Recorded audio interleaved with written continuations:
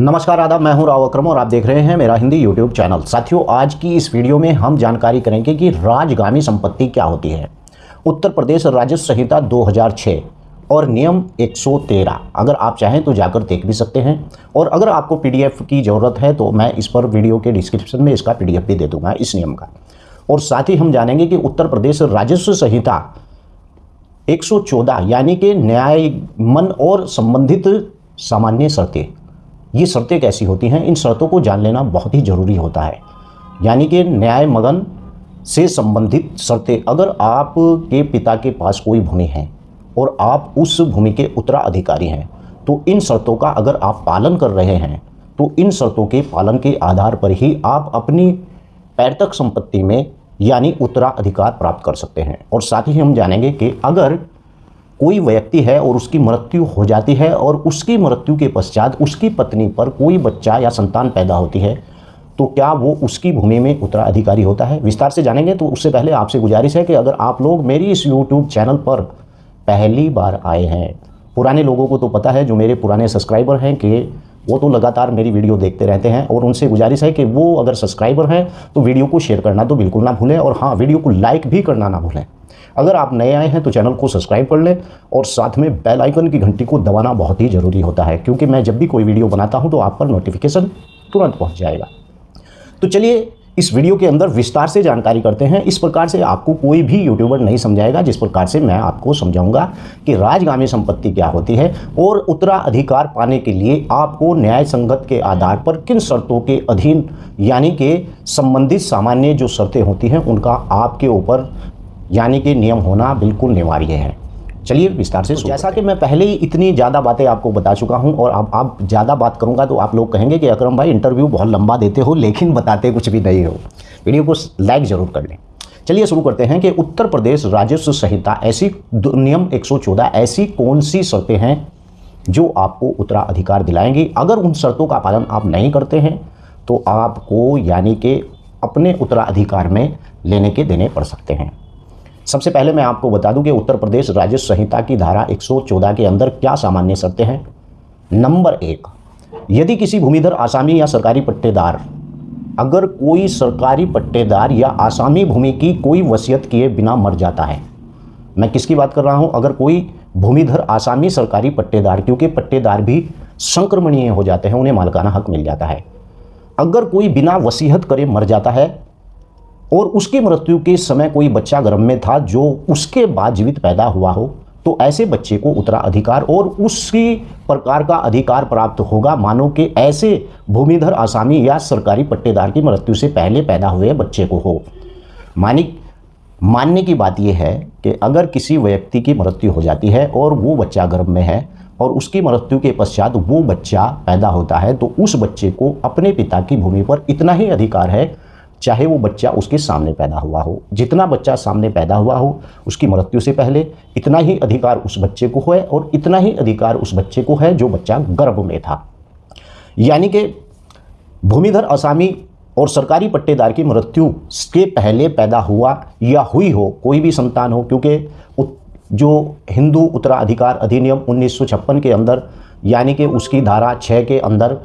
जो संशोधन 2005 में हुआ है, उसके अंदर धारा 6 में ये बढ़ोतरी की गई है कि बेटी को भी बेटे के समान अधिकार है संपत्ति के अंदर,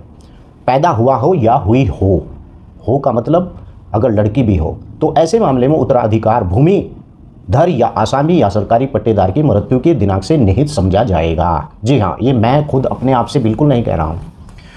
ये उत्तर प्रदेश राजस्व संहिता की धारा 114 के अंदर आप जाकर इसे खुद भी देख सकते हैं। मैं कोई इस टॉपिक पर वीडियो नहीं बना रहा हूं, जो आपको ऐसे ही अपनी तरफ से बता रहा हूं। नंबर 2, दूसरी शर्त क्या है? जहां दो व्यक्तियों की मृत्यु ऐसी परिस्थिति में हुई हो जिसमें एक निश्चित हो और निश्चित पाए कि उससे किसी की मृत्यु हुई है, और यदि मृत्यु हुई है तो कौन दूसरे के बाद जीवित बचा है, तथा किसी जोत में हित और न्याय मगन यानी कि जो प्रयोजन के लिए यानी यह उपधारणा की जाएगी कि तब तक अन्यथा सिद्ध न हो जाए कि छोटा है बड़े के साथ जीवित बचा है या नहीं बचा है। अब मैं सीधा आपको समझाता हूँ ये क्या कहता है। जैसे मैंने आपको बताया इस तरीके से आपकी समझ में नहीं आएगा। दो व्यक्ति भाई हैं, अगर उन दोनों की मृत्यु हो जाती है और मृत्यु होने के बाद उसका बड़े का पुत्र आकर कहता है कि मैं इनका उत्तराधिकारी हूँ, तो ऐसे उसे उत्तराधिकार उसकी भूमि में नहीं मिलेगा। जब तक इस बात की जानकारी नहीं हो जाती कि दोनों एक साथ मरे हैं या दोनों साथ में उनकी मृत्यु घोषणा हुई, लेकिन एक बचा एक मर गया, या उससे पहले उसकी मृत्यु हुई या उसके बाद उसकी मृत्यु हुई, जब ऐसा पूरा ज्ञान हो जाएगा तब जाकर उसकी जो संतान होती है, एक के यहाँ संतान है, एक की शादी नहीं हुई है और एक के यहाँ संतान है, तो तब जब ये पूरी जानकारी हो जाती है तभी जाकर उत्तराधिकार यानी कि मिलता है। अब तीसरा पॉइंट बहुत बड़ा पॉइंट है, इसे आगे मैं राजगामी संपत्ति के बारे में आपको बताऊंगा। यानी कि तीसरा पॉइंट यह है, कोई व्यक्ति जो किसी भूमिधर या आसामी पट्टेदार की हत्या कर देता है, यानी कि अगर किसी बेटे ने अपने पिता की हत्या कर दी है तो ऐसे मामले में क्या उसे उत्तराधिकार मिलेगा? कर देता है या ऐसी हत्या किए जाने के लिए दुष्प्रेरित करता है या धमकी भी देता है, वह किसी जोत में मृतक के हित का उत्तराधिकार प्राप्त करने के लिए अयोग्य हो जाएगा। अब यहाँ समझ लेनी चाहिए बात कि अगर कोई संतान अपने पिता को हत्या की धमकी देती है या हत्या कर भी देती है तो ये समझ लीजिए कि वो बेटा उत्तराधिकार के लिए अयोग्य है और उसे अपने पिता की वारसैन में या पैतृक संपत्ति में किसी भी प्रकार का वो व्यक्ति उत्तराधिकारी नहीं होगा। कुछ लोग अक्सर कर गांव के अंदर चलता है कि पिता को मार दो सारी संपत्ति ऐसी, ये पहले जो कानून थे, यानी कि मैं आपको बता दूं कि हिंदू लॉ के अंदर एक कानून था कि पिता की जीवित अवस्था में ही पुत्र को उसकी संपत्ति पर अधिकार हो जाता था। लेकिन उसके बाद में हिंदू उत्तराधिकार अधिनियम 1956 आया और 1956 के अंदर क्या खामी थी कि वहाँ पर बेटी को उत्तराधिकार की कोई बात नहीं लिखी हुई थी। लेकिन 2005 में इसका संशोधन हुआ और संशोधन होने के बाद हिंदू उत्तराधिकार अधिनियम के तहत बेटी को धारा 6 के अंदर ऐसा ही समान अधिकार दिया गया जैसा कि बेटे को होता है। लेकिन अब यूसीसी यानी कि यूनिफॉर्म सिविल कोड के आधार पर अब हर एक धर्म का कानून अपनी जगह पर सेट रहेगा, यानी कि एक देश एक कानून लागू हो रहा है। यहाँ तक कि उत्तराखंड के अंदर ये लगा भी दिया गया है और इसे कहा जाता है समानता का अधिकार। खामी तो बहुत हर एक कानून के अंदर होती है, लेकिन यहाँ मैं इस पर चर्चा नहीं करूँगा क्योंकि ये एक मुद्दा विषय बहुत ही गंभीर है और अगर लागू भी होता है तो सरकार अगर इस प्रकार के नियम को लगा रही है तो कुछ सोच समझ के विद्वान लगा रहे होंगे। तो चलिए अब बात करते हैं कि राजगामी संपत्ति क्या होती है। उत्तर प्रदेश राजस्व संहिता की धारा 115 राजगामी संपत्ति, जहां किसी भूमिधर या ग्राम पंचायत में प्राप्त भूमि को धर्त करने वाला किसी आसामी की ज्ञात उत्तराधिकारी के बिना मृत्यु हो जाए और उप जिला अधिकारी ऐसे भूमिधर या आसामी के द्वारा धर्त भूमि पर कब्जा कर लेगा और उसे विहित रीति के किसी भी समय 1 कृषि वर्ष की अवधि के लिए पट्टे पर दे सकता है। समझ में आई बात? अगर कोई व्यक्ति जिसे ग्राम पंचायत से भूमि मिली है और वो आसामी का भूमिधर है या जो है वह सरकारी पट्टेदार है, अगर उसकी संतान नहीं है और वो व्यक्ति मर जाता है तो उसकी भूमि का पर अधिकार उप जिला अधिकारी का हो जाता है। उप जिला अधिकारी उस भूमि को 1 वर्ष के लिए पट्टे पर किसी को भी दे सकता है। उपनियम धारा 1 के अधीन उत्तर प्रदेश राजस्व संहिता की उपनियम धारा 1 के अधीन और धारा 115 के बारे में मैं आपको बता रहा हूँ राजगामी संपत्ति के बारे में। प्रत्येक पट्टेदार के यानी कि निबंधन और शर्तें ऐसी होंगी जैसा कि विहित किया जाए। और उपधारा 3 क्या कहती है कि यदि भूमि उपजिला अधिकारी द्वारा कब्जा कर लेने के 3 वर्ष के भीतर कोई दावेदार भूमि को उसे वापस लेने के लिए आवेदन करे तो उपजिला अधिकारी ऐसी जांच करने के पश्चात उसे एक उचित समझे ऐसे दावे को स्वीकार या अस्वीकार कर सकता है। यानी कि पहले पता चला कि उस व्यक्ति के मरने वाले की कोई संतान नहीं थी, लेकिन बाद में अगर निकल कर आ जाती है, गांव में ऐसे भी लोग होते हैं, कोई संपत्ति का कोई अधिकार नहीं है, कोई वारिस नहीं है, मर गया कुत्ते की मौत, ऐसा नहीं है। अगर निकल कर भी आ जाता है तो उपधारा 3 के अंदर उस व्यक्ति को इस बात का प्रावधान है कि यदि कोई भूमि